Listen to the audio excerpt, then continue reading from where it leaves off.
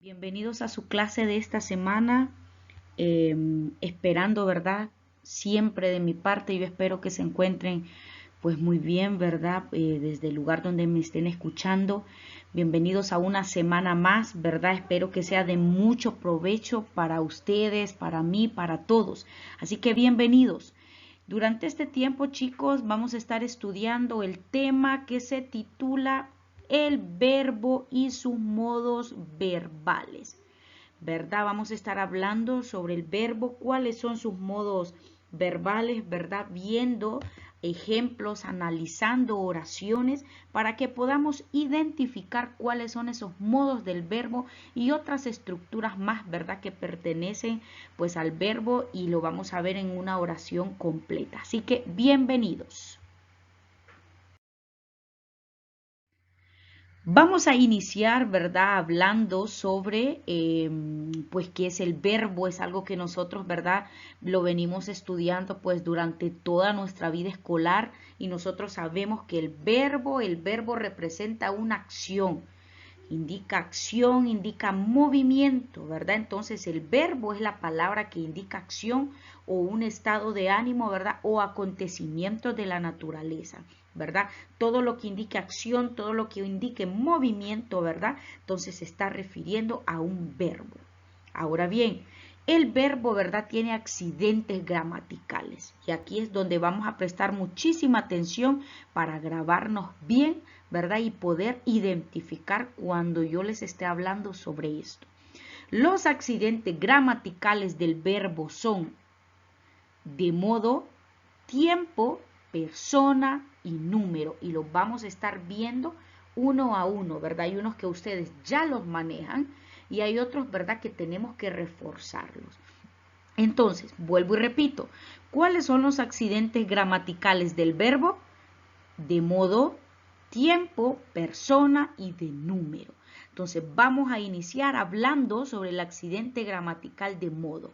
Cuando hablamos, ¿verdad?, del modo, los modos verbales, ¿verdad?, son las diversas formas en que la acción del verbo puede expresarse, ¿verdad? Y vamos a ver qué se clasifica. ¿Cómo pueden ser los modos verbales? Puede ser modo indicativo, modo subjuntivo y modo imperativo. Vuelvo y repito, ¿cómo pueden ser los modos verbales? Pueden ser modo indicativo, modo subjuntivo y modo imperativo. Ahora bien, ¿a qué nos estamos refiriendo cuando hablamos del modo indicativo?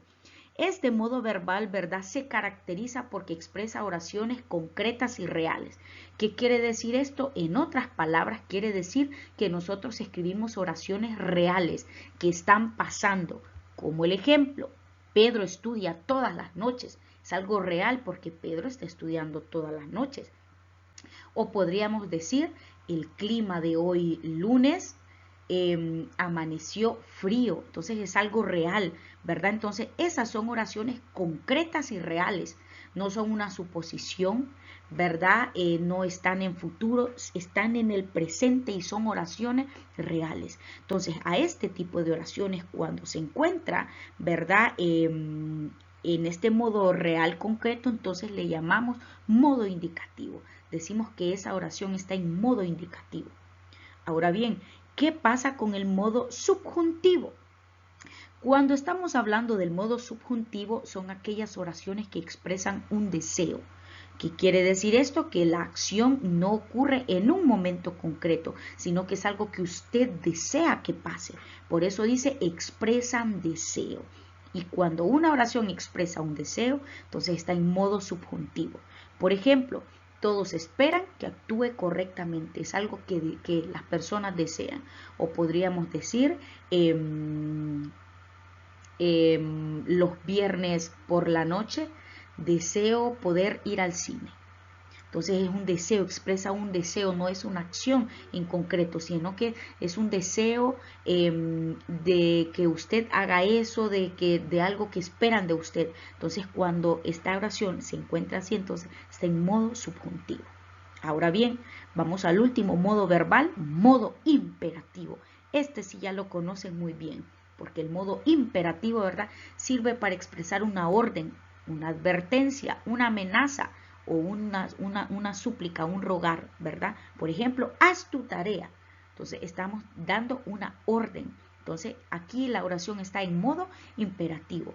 Una de las características importantes del modo imperativo es que siempre, ¿verdad? No siempre, pero la mayoría de veces va entre signos de exclamación, porque como es una orden, una amenaza, una advertencia o una súplica, entonces por lo general va entre signos de admiración. No quiere decir que siempre, ¿verdad? Para eso debemos analizar las oraciones. Ahora seguimos con unos pequeños ejemplos que les coloqué. Ejemplos del modo indicativo, que ya sabemos que las oraciones están en modo indicativo cuando expresan, ¿verdad? La oración es real y es concreta. Los alumnos preparan la tesis para fin de año, es algo real. El domingo almorzará toda la familia junta, es algo que va a pasar, ¿verdad? Hice esta presentación para la lección de biología. Entonces, si usted nota, son oraciones concretas y reales. Ahora miremos los ejemplos del modo subjuntivo. Recordemos que las oraciones están en modo subjuntivo cuando expresan un deseo, o sea que esa acción no es concreta. Por ejemplo, nos pidió que preparásemos una fiesta de bienvenida para el nuevo jefe. Entonces, si usted se fija, está pidiendo algún deseo, que le ayuden a preparar la fiesta de bienvenida. Espero que puedan superar sus diferencias ya que son buenos amigos. Mire, es un deseo, esperan algo. Me gustaría que me presten atención en sus clases. Entonces volvemos, mire. Mientras que el modo imperativo, ¿verdad? Que ya sabemos que representan o expresan una orden, una súplica, ¿verdad? Entonces, agarra esta bolsa que tengo que pagarle a la señorita. Entonces, es algo como agarre la bolsa. Entonces, mire, es una orden y no está entre signos de exclamación. Entonces, ojo, eso es lo que explicaba. Espero que volvamos a cruzarnos pronto por aquí. Miren, una súplica. Espero que volvamos a cruzarnos pronto por aquí. Entonces, aquí es donde nosotros tenemos que analizar la oración y decir realmente, ¿verdad?, en qué modo verbal se encuentra. Si en el modo indicativo, en el modo subjuntivo o en el modo imperativo. Entonces, aquí cumplimos una de las características gramaticales del verbo, que es el modo. Ahora miremos las siguientes. Y aquí miramos la que nos falta, el tiempo. ¿Cuáles son los tiempos en que se puede expresar un verbo? Entonces, es algo, ¿verdad?, que el verbo se puede expresar en tiempo pasado, presente y futuro. Entonces, si yo le pregunto cuáles son los tiempos del verbo, pasado, presente y futuro. Entonces, aquí ya vimos la segunda, ¿verdad?, acción gramatical del verbo, modo y tiempo. Ahora vamos con persona. La persona, ¿verdad?, es aquella que realiza la acción, ¿verdad? Se identifica como al hablante que realiza la acción. ¿Cuáles son? Primera persona, segunda persona y tercera persona. Entonces, primera persona siempre va a ser yo, segunda persona tú, ustedes, tercera persona él, ellos o ellas, ¿verdad? Entonces, cuando hablamos de persona gramatical, usted inmediatamente recuerda primera persona, segunda persona y tercera persona.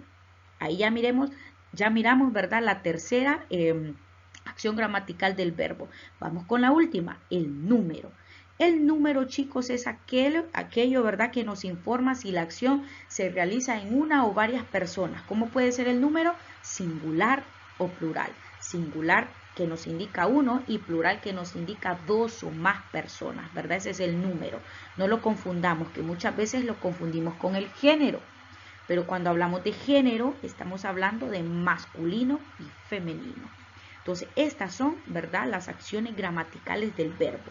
Modo, tiempo, persona y número, ¿verdad? Entonces, ojo con esto. Nos vamos a quedar hasta aquí. Vamos a estar practicando, ¿verdad?, las acciones gramaticales del verbo, los modos verbales también, ¿verdad?, para poder afianzar este conocimiento.